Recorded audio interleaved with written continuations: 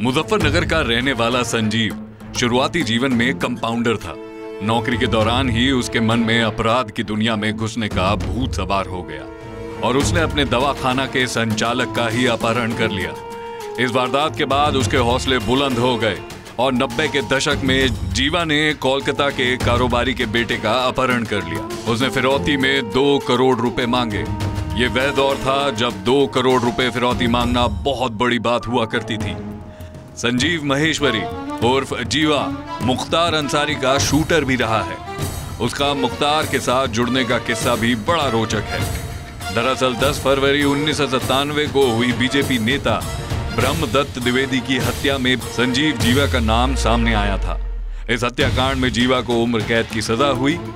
इसके बाद जीवा मुन्ना बजरंगी गैंग में शामिल हो गया। यहां से उसका संपर्क मुख्तार अंसारी से हो गया।